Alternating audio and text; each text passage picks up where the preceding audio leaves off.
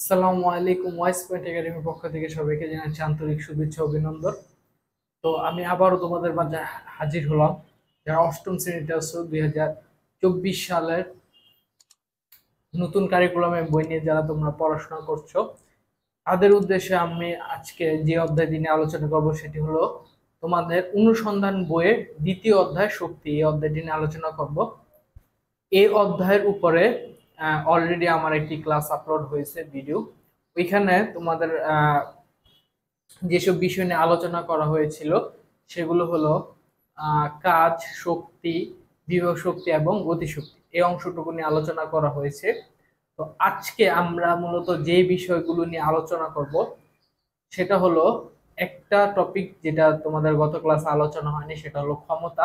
এই ক্ষমতা, এই অধ্যায়টা নিয়ে আমি আজকে আলোচনা করব। তো ক্ষমতা, এই কথাটির একদম শুরুর দিকে যে ক্ষমতা কাকে বলে বা ক্ষমতা হলে কাকে কি বোঝায় ভাই। তো ক্ষমতা হলো মূলত যে কাজ করার হারকে, একক সময় কাজ করার হারকে ক্ষমতা বলা হয়। তো এই জিনিসটা একটা মজারই শিখা দিই, আরেকভাবে বলা যায় যে ক্ষমতা কিভাবে আমরা বলতে পারি। মজার ছিল, একবার আমার এক স্টুডেন্ট বলতেছিল যে এরকম, যে স্যার আমি জিজ্ঞেস করলাম ক্ষমতা কাকে বলে, বা পরীক্ষার খাতা, অ্যাকচুয়ালি পরীক্ষার খাতায় লেখা ছিল যে প্রশ্ন আসছিল ক্ষমতা কাকে বলে।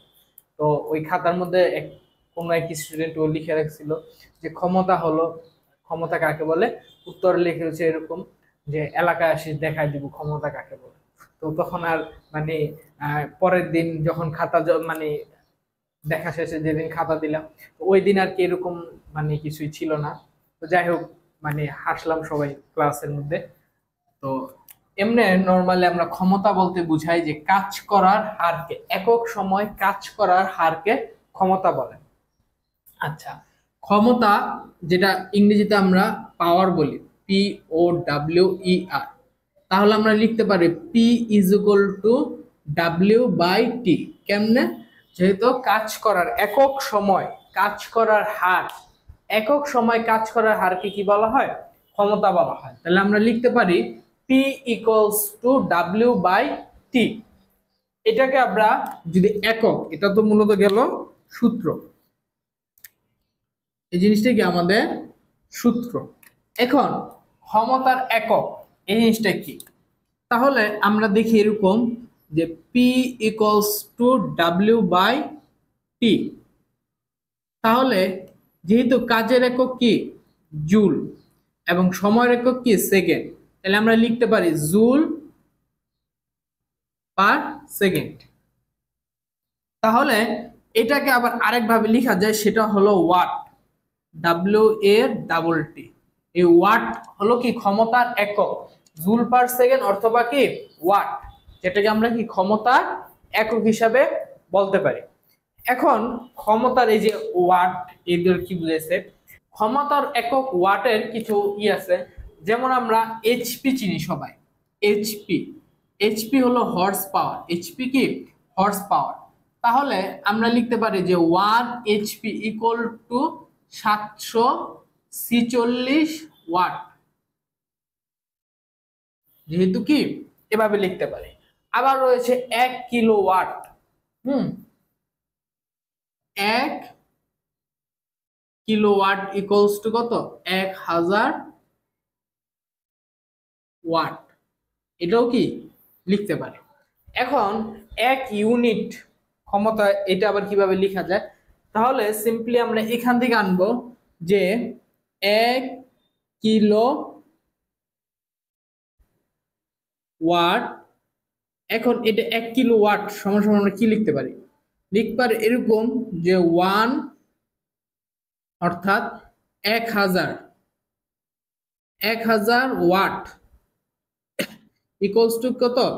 3600 সেকেন্ড। অর্থাৎ ঘন্টার আমরা 3600 কিলোওয়াটে 1000 ওয়াটে কনভার্ট করলাম। তাহলে এখন 3600 ইন্টু 1000 গুণ করলে কত আসে? 360000 এরকম আসে। এখন এটাকে আমরা লিখতে পারি কি 3.6 ইন্টু 10 ইনভার্স, এখানে কয়টা শূন্য আছে? 5টা। তাহলে আমরা গত ক্লাসে দেখাইছিলাম সেই বিষয়টা, যারা খেয়াল করেছো বা করনি। তো এই বিষয়টা কি এখন আমাদের খেয়াল করতে হবে।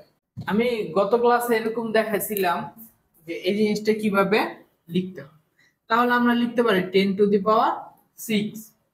তাহলে মূলত এভাবে কি আমরা লিখতে পারি, এটাকে আমরা বলতে পারি কি 1 ইউনিট। 1 ইউনিট বা এত জুল। তাহলে আজকের মতো আমরা ক্লাসটা শেষ করব। তো শেষ করার আগে এই অধ্যায়টি তোমরা একটু ভালোভাবে পড়বা, কেননা এই অধ্যায় যদি আমরা একটু ভালোভাবে না পড়ি তাহলে কিন্তু আমাদেরকে একটু সমস্যা হয়ে যাবে। তো এই শক্তি অধ্যায়টা অনেক ইম্পর্টেন্ট একটা অধ্যায় তোমাদের জন্য। তো আজকের মতো এখানেই ক্লাস সমাপ্তি। এবং তোমরা সবাই আমাদের ভিডিও দেখছো কিন্তু লাইক এবং সাবস্ক্রাইব করছো না, যেটা তোমাদের অবশ্যই করা দরকার। তা না হলে পরবর্তীতে আমাদের ভিডিওগুলো তোমাদের সামনে কি আর আসবে না। এই জন্য সবাই বেশি বেশি করে সাবস্ক্রাইব এবং লাইক দিবা ভিডিও দেখার পাশাপাশি। এবং তোমাদের বন্ধুদের মাঝেও যদি ভালো লাগে শেয়ার করতে পারো, তোমাদের বন্ধুরাও দেখুক আমাদের ভিডিওগুলা। এতে করে কি জ্ঞান অ্যাকচুয়ালি যখন তুমি কারোর সাথে শেয়ার করবা, এতে করে তোমার জ্ঞানই কি বৃদ্ধি পায়। এবং আমাদের ফেসবুকের পেজ আছে এবং গ্রুপ আছে, এই পেজ এবং গ্রুপে অবশ্যই তোমরা জয়েন হয়ে নিবা। তো আজকের মতো ক্লাস এখানেই শেষ। সবাইকে পরবর্তী ক্লাসের আমন্ত্রণ জানিয়ে আজকে এখানে ক্লাস শেষ করছি। সবাইকে আলবিদা, বেঁচে থাকলে আবার দেখা হবে। আসসালামু আলাইকুম।